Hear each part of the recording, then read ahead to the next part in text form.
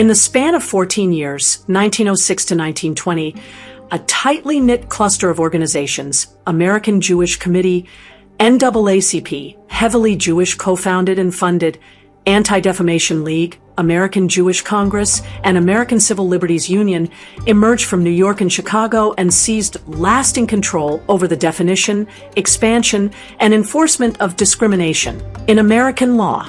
The Southern Poverty Law Center, 1971, later joined the same machine, amplifying its reach through aggressive monitoring and labeling tactics. What began as purported defensive reactions to university quotas, lynchings, and defamation has metastasized into an unaccountable, self-perpetuating system that drafts vague statutes, fills them with self-serving meanings, trains the enforcers, and punishes dissent, while systematically resisting any rollback.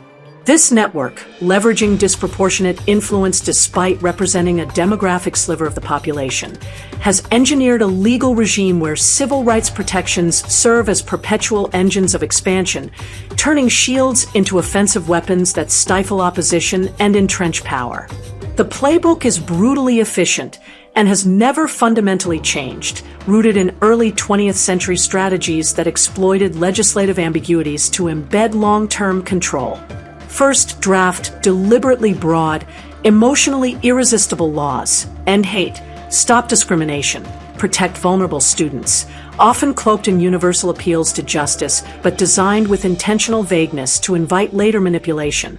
Once passed, colonize the interpretive space with organization-authored reports, training curricula, and compliance guides, transforming abstract principles into concrete prohibitions that align with the network's priorities. Third, weaponize those interpretations through thousands of lawsuits, Title VI/9 complaints, and corporate pressure campaigns, ensuring that even non-criminal acts can trigger severe consequences. Finally, when courts or legislatures push back, declare the resistance itself to be bigotry and demand new, stronger laws to close loopholes, framing any contraction as a moral regression.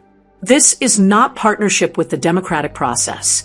It is a slow-motion capture of it, where the network acts as creator, judge, and executioner in a feedback loop that defies accountability. Historical precedents abound. The 1920s immigration quota fights, where losses in Congress led to administrative exemptions that undermined the law's intent, prefigured the mid-century civil rights expansions that turned neutral policies into discriminatory offenses via disparate impact.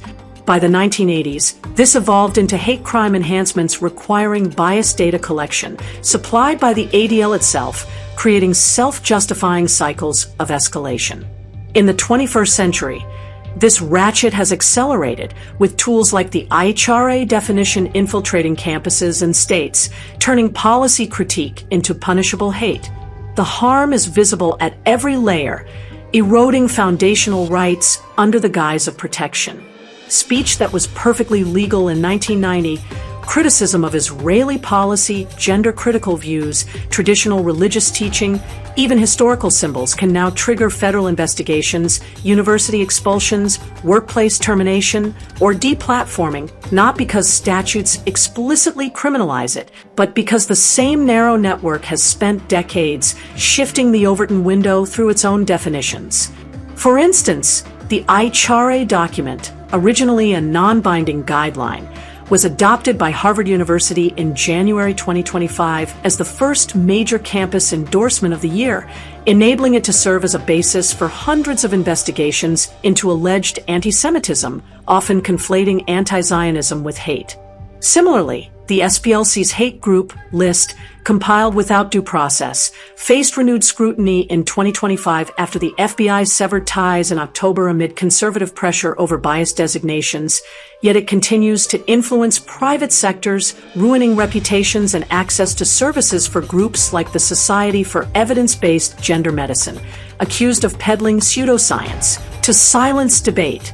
The ADL's bias incident reports, counting non-criminal leaflets and chalkings as anti-Semitic incidents, inflate statistics that justify ever-expanding police powers and speech codes, as seen in their 2024 audit recording over 9,354 incidents, a 5% rise fueling calls for more restrictions. Free speech, due process, and political pluralism are the clearest casualties, as the network's monopoly enables extra-legal punishments that bypass traditional safeguards. Preponderance of evidence standards in Title IX kangaroo courts, the chilling of campus debate by IHRA-based investigations, and the financial strangulation of ideological opponents via private sector blacklists all flow directly from the interpretive monopoly this cluster has maintained since the 1960s. In 2025, this was exemplified by a federal judge vacating the Biden administration's 2024 Title IX expansions nationwide on January 10th, scrapping protections for LGBTQ+ students and reverting to Trump-era rules. Yet the network immediately mobilized for restorations, framing the ruling as a setback for equality. When the Supreme Court narrows an overreach 2022 Carson versus Macon, 2024 to 2025 Title IX rulings, the response is not acceptance, but immediate demands for new legislation and executive orders to override the court, because reversal is treated as morally illegitimate, as seen in Maine's defiance of federal withholding of funds over transgender sports policies in April 2025. The ratchet only turns one way, ensuring that every civil rights victory becomes a non-negotiable baseline for the next demand, perpetuating a cycle of escalation that erodes democratic balance. The 1964 Civil Rights Act becomes disparate impact liability. Disparate impact becomes affirmative action mandates. Those mandates become DEI loyalty oaths. Resistance at any stage is branded hatred. The original statutes were sold as shields against state-sponsored oppression, but they have become swords wielded by a permanent class of professional enforcers who face no meaningful democratic accountability and whose funding, expertise, and media amplification make pushback politically radioactive. This subversion is evident in the ADL's 2024 to 2025 Portrait of Anti-Semitic Experiences report, which highlighted self-reported incidents to advocate for broader restrictions, despite criticisms of skewed data. After 120 years, the result is a legal and cultural landscape in which a handful of organizations, tracing their lineage to a few dozen activists in early 20th century New York and Chicago, retain near veto power over what may be said, taught, hired, or funded in the United States. The architecture they built was never designed to reach equilibrium. It was designed to expand indefinitely, as demonstrated by ongoing pushes for IHRA adoptions in states like Pennsylvania and Wisconsin in 2025, despite debates over free speech implications. And it has succeeded beyond anything its founders could have imagined, creating a one-way weapon that perpetuates dominance under the banner of equality. Conclusion: the unyielding mechanism of control. Over the course of 120 years, a compact network born in early 20th century New York and Chicago has transformed American civil rights law from a set of targeted protections into a one-way weapon of ideological enforcement and social control. What originated as strategic incursions, drafting vague statutes, colonizing their interpretation, and weaponizing enforcement, has hardened into a permanent ratchet that expands prohibitions while rendering contraction politically impossible. The same organizations that once challenged immigration quotas now dictate the boundaries of acceptable speech, employment, education, and association, reclassifying dissent as biased through self-authored metrics like IHRA definitions, SBLC designations, and ADL incident counts. This system's genius lies in its self-reinforcing design. Victories become immutable baselines, setbacks fuel demands for greater powers, and the network retains interpretive primacy at every stage. Civil rights statutes, sold as shields against oppression, have been subverted into swords that punish thought, silence criticism, and marginalize opposition, all under the moral cover of combating hate. Free speech, due process, and democratic accountability erode as private blacklists and campus investigations enforce compliance beyond statutory reach. The result is a profound inversion.